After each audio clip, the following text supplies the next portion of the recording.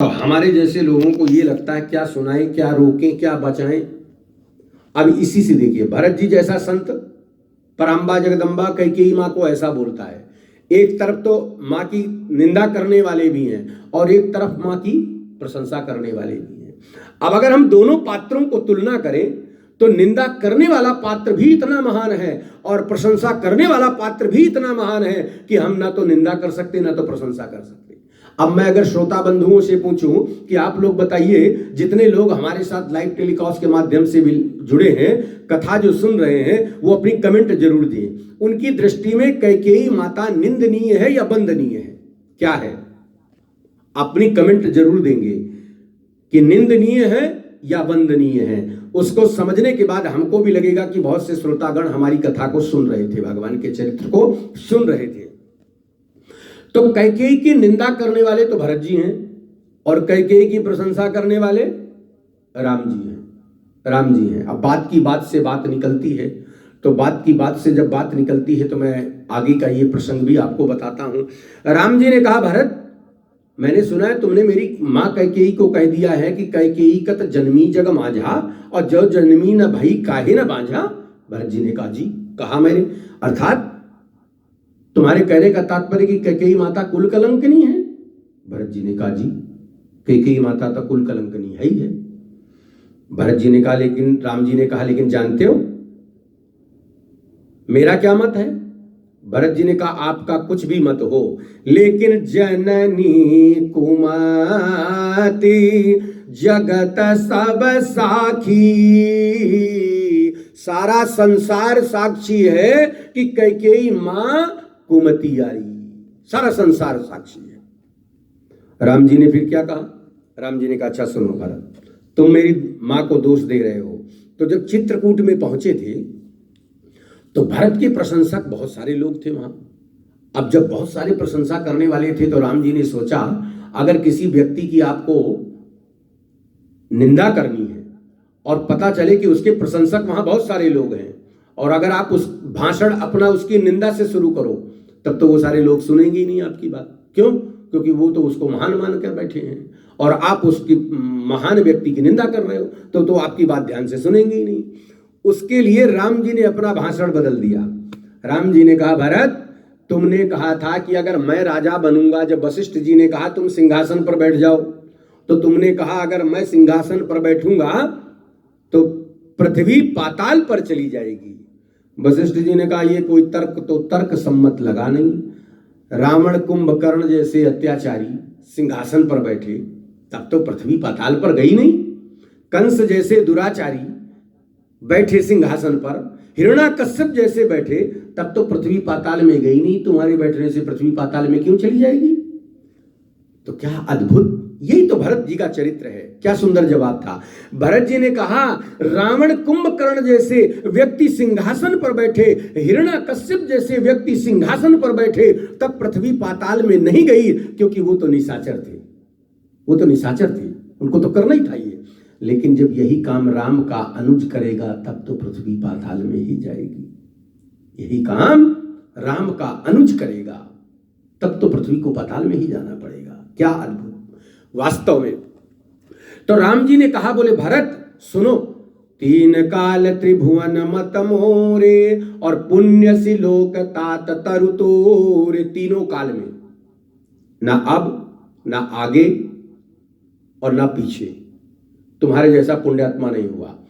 तीन काल त्रिभुवन मत मोरे और पुण्य सिलोक तात तर तोरे। तुम्हारे जैसा कोई पुण्यात्मा नहीं है। और इतना ही नहीं, राम जी ने कहा, उरयानत तुम पर कुटिलाई। अगर तुम्हारे बारे में कोई उल्टा सोच भी ले, शिला माता, तुम्हारे बारे में कोई उल्टा सोच भी ले, तो जानते हैं परिणाम क्या होगा?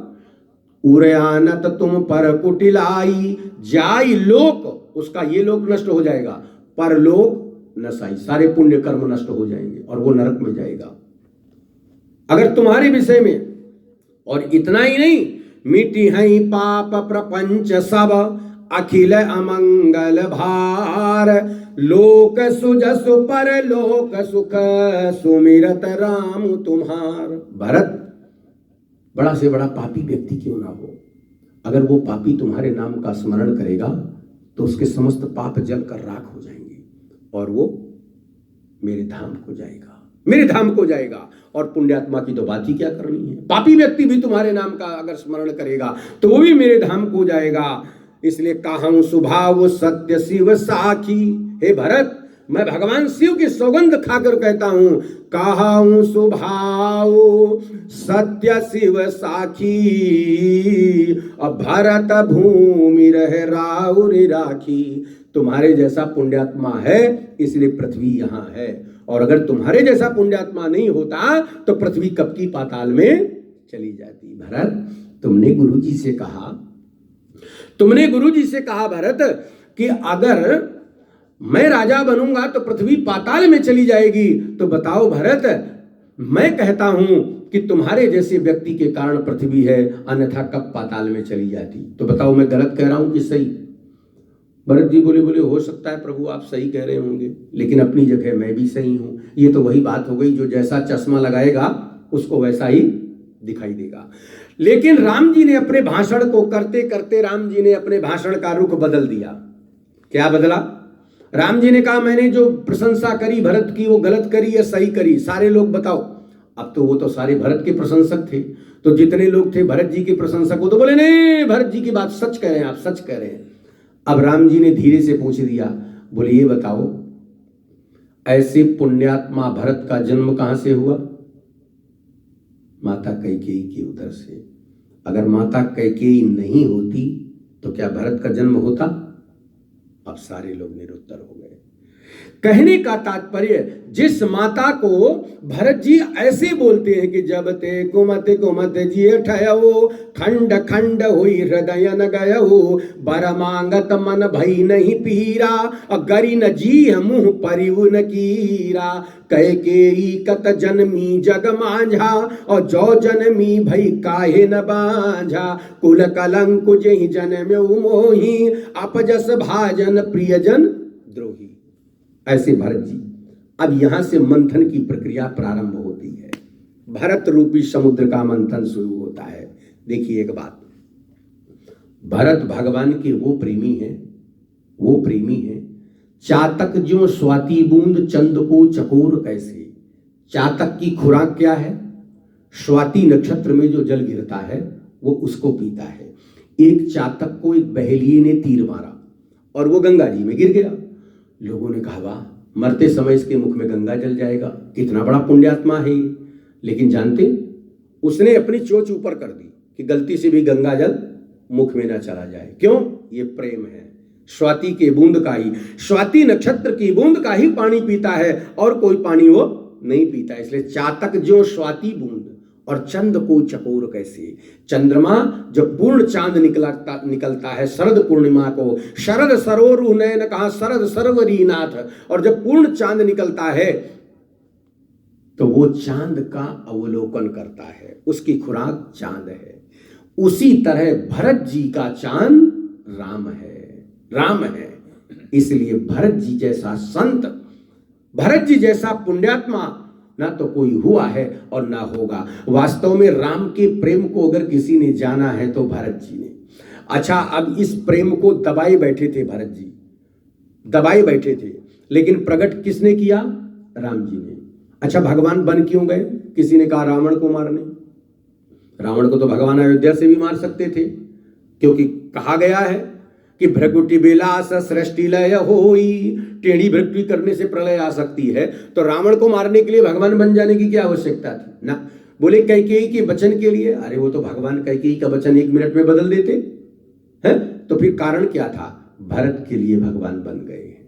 अगर प्रेमी से दूर नहीं होगा तो उसके प्रेम का पता कैसे चलेगा? पता कैसे चलेगा कि ये कितना बड़ा प्रेमी है? वो तो प्रेम को छुपाए बैठे हुए हैं भरत जी। अब उस प्रेम को प्रकट करना था, इसलिए राम जी बन गए। भरत तो ऐसे भगवान के भक्त हैं, ऐसे भक्त हैं जैसे एकटक भगवान को निहारने वाले। जैसे चांदनी चांद से होती है, सितारों से नहीं। मोहब्बत एक से होती है, हजारों से नहीं। भगवान श्री राम के ऐसे अनन्य प्रेमी हैं भरत जी महाराज, ऐसे अनन्य प्रेमी हैं कि उनके प्रेम का तो वर्णन ही नहीं किया जा सकता। इसलिए किसी ने कहा है, जो सफर की शुरुआत सत्संग से करते हैं, मालिक उनके जीवन में खुशियों के रंग भर देते हैं। जो सफर की शुरुआत सेवा से करते हैं, उनके चेहरों पर खुशियों के फूल खिलते हैं। और जो सफर की शुरुआत सिमरन से करते हैं, वो मालिक के पावन चरणों में रहते हैं। भरत तो उनके अनन्य प्रेमी है, अनन्य प्रेमी है। होकर मायूस यूं शाम की तरह न ढलते रहिए, होकर मायूस न यूं शाम की तरह ढलते रहिए। जिंदगी एक भोर है, सूरज की तरह निकलते रहिए। ठहरोगे एक पांव पर तो थक जाओगे, ठहरोगे एक पांव पर तो थक जाओगे। धीरे धीरे ही सही मगर लक्ष्य की ओर बढ़ते रहिए। मोहब्बत करने में तो चंद लम्हे लगते हैं, मोहब्बत करने में तो चंद लम्हे लगते हैं, लेकिन चोट खाकर भूलने में पूरी जिंदगी लग जाती है। ऐसा भरत जी की चोट है। जैसे ही भरत जी आए ननिहाल से, और जब ननिहाल से भरत जी का आगमन हुआ, बस आगमन होते ही भरत जी ने सिर्फ एक देखा कि माताओं की साड़ी, ओहो, भरत जी ने प्रश्न कर दिया, कहा पे तुम्हारा हे तुम महतारी, मां बताओ मेरे पिता की मृत्यु का रहस्य क्या है? रहस्य क्या, क्यों मरे, क्यों मरे, कारण क्या है? बस अब कैकेयी मां ने जैसे ही कहा, समझो वही मथानी का पहला प्रहार भरत जी के हृदय पे लगा। जब मथानी से दही को मथते हैं तो प्रहार होता है तो उसके कण कण निकलते हैं, उसी तरह मंथन की प्रक्रिया प्रारंभ हुई। जैसी माता कैकेयी ने कहा, बस सुनत राम बन गौन, भरत ही बिसर्यो पितु मरण। जैसे भरत जी ने सुना कि राम जी बन चले गए, तो पिता की मृत्यु भूल गए, और पिता की मृत्यु भूल गए, और भूल करके भरत जी महाराज दुखी हो गए। भरत जी ने कहा, मां मेरे पिता तो इतने धर्मात्मा थे, उन्होंने राम को वन क्यों भेजा? अब उसमें सारी कहानी माता कैकेयी ने बताई। अब जैसी माता कैकेयी ने वो कहानी सुनाई, आहा, भरत जी का हृदय विदीर्ण हो गया। आप देखो, गुरु वशिष्ठ जी ने भरत जी को कहा, सारी माताओं ने मिलकर कहा, पूत पथ्य गुरु आयशु आहाई, बेटा गुरु जी जो कह रहे हैं तुम अनुसरण करो। वशिष्ठ जी ने कहा, राख्यो राय, राजा ने अपने प्राण को त्याग दिया, लेकिन रघुकुल रीति सदा चली आई, और प्राण जाहि पर बचन न जाई। उन्होंने अपने प्राण त्याग दिए लेकिन वचन नहीं त्यागा। और राम जी ने राज्य त्याग दिया लेकिन पिता के वचन को त्याग नहीं किया। अब तुम्हारी बारी है कि तुम पिता के वचन को मान करके सिंहासन पर बैठ जाओ। आहा, अब ये दूसरा प्रहार भरत जी के हृदय पर लगा। अब भरत जी का हृदय विदीर्ण हो गया। ऐसा भरत जी का हृदय फटा कि भरत जी हाथ जोड़कर बोलते हैं, भरत कमल कर जोरी, धर्म धुरंधर धीर धरी। अच्छा, भरत जी को कहा है धर्म धुरंधर। तो किसी ने पूछा तुलसी बाबा से कि धर्म धुरंधर कहना ठीक है भरत जी को? अच्छा, धर्म की परिभाषा क्या है? धारणा कर्म मिथ्याहु, धारणा धर्म मिथ्याहु। गीता में भगवान कहते हैं जो धर्म को धारण करता है वो धर्मात्मा है। जो धर्म को धारण करता है वो धर्मात्मा है। अर्थात धर्म धारण, इनको ऐसा नहीं कि हमने धर्म को स्वीकार किया वो तो अलग हो गया, लेकिन जो धर्म हमको स्वीकार कर रहा है वो अलग बात हो गई, अलग बात। धारयते इति धर्म, धारण किया जाए वो धर्म है, लेकिन जिसको धर्म ही धारण करे उसको क्या कहा जाएगा? अच्छा, धर्म की बात करें तो धर्म की बात तो बड़े से बड़ा पापी व्यक्ति भी करता है। बड़े से बड़ा पापी व्यक्ति, देखो अगर आप बाजार में खोटा सिक्का चलाएंगे तो क्या ये कह के चलाएंगे कि ये नकली सिक्का है, ले लो भैया ये नकली सिक्का है ले लो, कोई कहेगा? नहीं। नकली सिक्का भी बाजार में चलेगा तो असली के नाम पर चलेगा। उसी तरह बड़े से बड़ा पापी व्यक्ति भी ये नहीं कहता कि मैं पापी हूं, वो भी कहता है मैं बहुत बड़ा धार्मिक हूं, बहुत बड़ा धार्मिक हूं। अब बात की बात पे आगे बढ़ गई बात, नहीं तो मैं अपनी बात को आगे बढ़ा रहा था, लेकिन एक सूक्ष्म बात बताता हूं धर्म की।